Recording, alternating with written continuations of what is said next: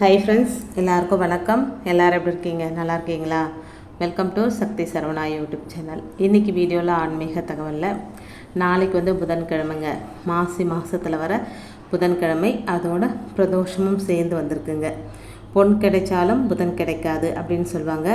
அவ்வளவு அற்புதம் வாய்ந்த பிரதோஷமானது நாளை, அதாவது 21/2/2024 புதன்கிழமை அன்னைக்கு வர இருக்குதுங்க. நாளைய தினம் யாரெல்லாம் கட்டாயம் கோவிலுக்கு போய் சிவபெருமானை வழிபாடு செய்யணும். நாளைய தினம் நம்முடைய கையால் காளை மாட்டுக்கு எந்த பொருளை எப்படி வாங்கி தானம் செய்யணும் என்பதை பற்றியும் ஆன்மீகம் சார்ந்த பரிகாரங்களை பற்றி தாங்க இன்றைக்கி நம்ம வீடியோவில் தெரிஞ்சுக்க போகிறோம். புதன் திசை நடக்கிறவங்க, புதன் பகவானை லக்னாதிபதியாக கொண்டவங்க, புதன் தோஷம் கொண்டவங்க எல்லாம் கட்டாயம் புதன்கிழமை பிரதோஷ நேரத்தில் சிவபெருமானை போய் வழிபாடு செஞ்சால் புத பகவானின் ஆசீர்வாதம் உங்களுக்கு கிடைக்கும். தொழிலில் குழப்ப நிலையில் இருக்கிறவங்க, வேலையில் பிரச்சனை இருக்கிறவங்க நாளை பிரதோஷ வழிபாட்டை மேற்கொள்ளலாங்க. புதன் கெட்டு போயிச்சா நம்மளுடைய புத்தி தடுமாறிடும், புத்திசாலித்தனம் குறைந்துடுங்க. இதனால் வாழ்க்கையில் பல பிரச்சனைகள் ஏற்படும். நீங்கள் புதன்கிழமை புத பகவானை நினச்சி பிரதோஷ நேரத்தில் சிவபெருமானை வழிபாடு செஞ்சீங்க அப்படின்னா புத பகவானின் ஆசீர்வாதத்தை பெறலாங்க. இப்போ தான் ஃபஸ்ட் டைம் என்னோடய வீடியோஸ்லாம் நீங்கள் பார்க்குறீங்க அப்படின்னா ப்ளீஸ் சேனலுக்கு சப்ஸ்கிரைப் பண்ணி சப்போர்ட் பண்ணுங்கள். இந்த வீடியோவை உங்கள் ஃப்ரெண்ட்ஸ் அண்ட் ஃபேமிலிக்கும் ஷேர் பண்ணி விடுங்க. மிகவும் எளிமையான ஆன்மீக தகவலை தான் உங்களோட நான் ஷேர் பண்ணிக்கிட்டு வரேன் தொடர்ந்து.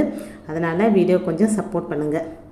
புதன் கெட்டு போன சமயத்திலும் புத்திசாலித்தனத்தோடு செயல்படலாம். படிக்காத பிள்ளைங்க புதன்கிழமை பிரதோஷ தினத்தில் பிரதோஷ நேரத்தில் சிவன் கோயிலுக்கு அழைச்சிட்டு போங்க. நாளை புதன்கிழமை அன்று பிரதோஷ நேரத்தில் சிவபெருமானை வழிபாடு செய்யும்போது நிச்சயமாக அவர்கள் கல்வியில் சிறந்து விளங்குவாங்க. ஏன்னா இப்போ எக்ஸாம்லாம் வரப்போகுது, public exam 10th 11th 12th இந்த மாதிரி படிக்கிற பசங்க, பப்ளிக் எக்ஸாம் எழுதுகிற பசங்க நீங்கள் கண்டிப்பாக நாளைக்கு பிரதோஷ நேரத்தில் கோவிலில் போய் சிவபெருமான வழிபாடு செய்வங்க.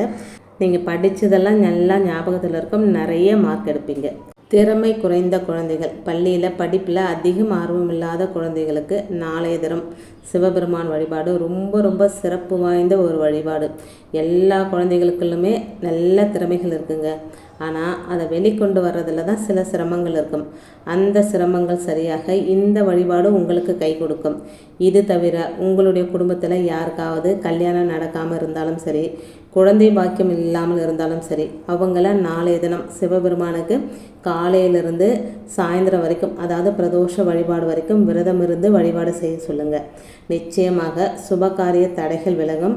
நாளைக்கு சிவன் கோவிலுக்கு போகும்போது உங்கள் கைகளால் சிவபெருமானுக்கு முடிந்த பொருட்களை அபிஷேகத்துக்கு வாங்கி கொடுக்கலாம். பால், தேன், வில்வ இலை, இளநீர், விபூதி, இப்படி உங்கள் வசதிக்கு ஏற்ப என்னென்ன பொருட்களை வாங்கி செல்ல முடியுமோ வாங்கி கொண்டு போய் கோயிலில் சேர்த்துருங்க. பிரதோஷ நேரம் அப்படின்றது மாலை 4:30 மணிலேருந்து 6 மணி வரை இருக்குங்க. அந்த சமயத்தில் சிவன் ஆலயங்களில் அமர்ந்து மௌனமாக சிவபெருமானை மட்டும் நினச்சி மனசில் தியானித்து பிரார்த்தனை வச்சா உங்களுடைய வேண்டுதல் நிச்சயமாக நிறைவேறுங்க. கோவிலில் நிச்சயம் கூட்டம் இருக்கும். கூட்டமாக இருக்கும் இடத்தை தவிர்த்துட்டு கோவிலில் ஏதாவது ஒரு இடம் நிச்சயமாக காலியாக இருக்காங்க, அந்த இடத்தை தேர்ந்தெடுத்து நீங்கள் அமர்ந்து தியான நிலை பிரதோஷ நேரத்தில் சிவபெருமானின் வழிபாடு செய்வது கோடி புண்ணியத்தை கொடுக்குங்க. கோயிலில் சிவபக்தர்கள் என்ன பண்ணுறாங்க அப்படின்னா, பின்னாடி உட்காந்துட்ருக்காங்களே அவங்களுக்கு தெரியலையே அப்படின்னு சொல்லி அதை பற்றியெல்லாம் யோசிக்காமல் நாம் மட்டும் தரிசனம் பண்ணால் போதும் அப்படின்ற மனநிலையில் முன்னாடி அப்படியே போய் நின்றுடுவாங்க. பின்னாடி உட்காந்துட்ருக்கிறவங்களுக்கு அபிஷேகத்தை பார்க்கவே முடியாதுங்க, என்ன சொன்னாலும் கேட்க மாட்டாங்க. தயவு செஞ்சு அந்த மாதிரி யாரும் பண்ணாதீங்க. பிரதோஷ வேலையில் அமைதியாக ஒரு இடத்துல உட்காந்துட்டு சிவபெருமான மனசில் நினச்சி தியானம் பண்ணாலே போதுங்க. கடைக்கோடியில் இருந்தாலும் நம்ம சிவன் ஆலயில் கடைக்கோடியில் இருந்தாலும் சிவபெருமானோட தரிசனம் நமக்கு கிடைக்கும். நீங்கள் முன்னாடியே நின்று நீங்கள் பார்க்குறதுனால மட்டும்தான் உங்களுக்கு சிவபெருமான அருள் புரிவார் அப்படின்றது கிடையாதுங்க. பிரதோஷ வேலையில் எல்லா 30 முக்கோடி தேவர்களும் ஞானிகளும் துறவிகளும் சிவன் ஆலயத்தில் தான் இருப்பாங்க அப்படின்னு சொல்லுவாங்க. நமக்கு கண்ணுக்கு தெரிய மாட்டாங்க, அவங்க அருவமாக தான் இருப்பாங்க. அந்த நேரத்தில் நம்ம இங்கிட்டும் அங்கிட்டுமா நடந்தோம் அப்படின்னா அவங்களோட கோபத்துக்கு நம்ம ஆளாக நேரிடுங்க. அதனால் பிரதோஷ வேலையில் நீங்கள் சிவனாலயத்தில் இருக்கீங்கன்னா அமைதியாக ஒரு இடத்துல உட்காந்துட்டு ஓம் நம சிவாய அப்படின்ற 5 எழுத்து மந்திரத்தை நீங்கள் உச்சரிச்சுட்டு இருந்தாலே போதுங்க. சிவபெருமானோட முழு தரிசனமும் உங்களுக்கு கிடைக்கும். இதோடு சேர்த்து நாளைக்கு காளை மாட்டுக்கு உங்கள் கையால் செவ்வாழைப்பழம் வாங்கி தானம் கொடுங்க. இதை வந்து பசு மாட்டுக்கு கொடுக்கலாமா அப்படின்ற சந்தேகம் சில பேருக்கு வரும். நாளைய தினம் காளை மாட்டுக்கு தானம் செய்வது தான் சிறப்பான பலனை தருங்க. 2 செவ்வாழை 4 செவ்வாழை வசதி இருக்கிறவங்க 1 டசன் செவ்வாழை கூட வாங்கி காளை மாட்டுக்கு தானம் கொடுக்கலாங்க. உங்களை பிடித்த எல்லா தோஷங்களும் விலகி சிவபெருமானின் ஆசிர்வாதம் பரிபூரணமாக கிடைக்குங்க. இந்த தானத்தை நாளைய தினம் எந்த நேரத்தில் செய்தாலும் தவறு கிடையாதுங்க. இந்த தானத்தை எந்த பிரதோஷ நாளில் வேண்டுமென்றாலும் செய்யலாங்க. முடிஞ்சால் மாலை பிரதோஷ நேரத்திலேயே இந்த வாழைப்பழ தானத்தை செய்வது சிறப்பான பலனை கொடுக்குங்க. இவ்வளவு சிறப்பு வாய்ந்த நாளைய பிரதோஷ நாளை யாருமே தவற விடாமல் சிவனாலயத்துக்கு சென்று சிவபெருமானோட முழு அருளை நாம் வாங்கிக்கலாங்க. ஒருவேளை உங்களால் சிவனாலயத்திற்கு போக முடியல அப்படின்னா வீட்டில் வந்து நீங்கள் சிவலிங்கம், ஸ்படிகலிங்கம் அந்த மாதிரி வச்சுருந்தீங்களா ஒரு அபிஷேகம் பண்ணிக்கோங்க.